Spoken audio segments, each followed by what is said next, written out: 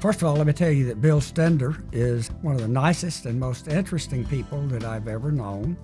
And did I mention that he has 18 grandchildren? Bill who? The two of us, we started on my kitchen table out in Tony, Alabama. He and I, Clark and Stender's where CAS came from. We were more like brothers than anything else. And I think our life typically showed a lot of that because for the last 40 years, we got to get along most of the time, and sometimes we would have some interesting discussions. We wrote our first proposal to the Patriot Project Office. And in January, the competitor told us that, well, we're an established company and you're not. We're just going to starve you guys out. Well, as Bill said, the good Lord gave us a guardian angel, and actually I think it was he himself that sat on our shoulders, and he held us through. And in February of 1980, we got a small purchase order contract to do analysis of anti-radiation missiles for the NATO radars. Bill Stender, yes, he and I have crossed paths on numerous occasions and first banged into each other, I guess, when he was the owner of CAS. He was the S in CAS, and I was still on active duty. He was intimately involved with Patriot, and I was in charge of Patriot. But we did a lot of analysis work for the NATO countries, and then in March 17th of 1979, he and I signed our first contract with the Patriot Project Office. $850,000. But to us, it could have been $20 million at the time. It was the breakthrough, and it was the start. And the 80s was a good year. We grew to 500 people in the 80s. I'm proud to say that today, the same people are running the company through other purchases, but through the company and doing well. They've grown from this 1,000-some employees to over 1,500 the last time I talked to them. It's been a good ride, and as Bill said, we do have a guardian angel, or Jesus himself, sitting on our shoulders. In the early 90s, he took a little break from CAS to go to South Carolina. He has a place on the beach near Charleston to relax and to think about writing a book. He wanted to be an author, and he wanted to write a book about Patriot.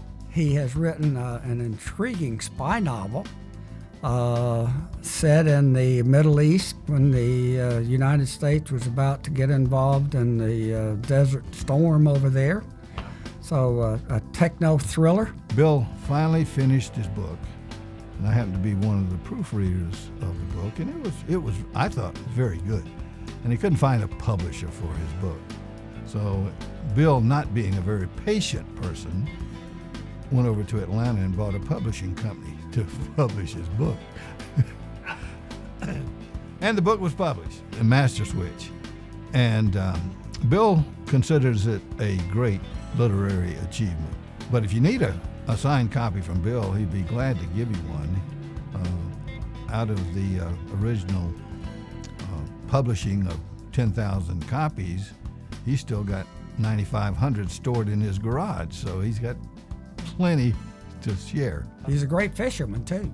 Guntersville, bass fishing at the St. Johns River in Florida. Had this story about a 14-pound bass that he caught, but now you understand how fish stories go, don't you? He brought one back though and mounted it on the wall. I'm very proud of it because it's a lot bigger than anything I'd ever caught. And until the cleaning lady one time knocked it off the wall and broke the tail off. In his eyes, he absolutely tells the truth. In the eyes of the person hearing the story, there might be a little fudge factor in there.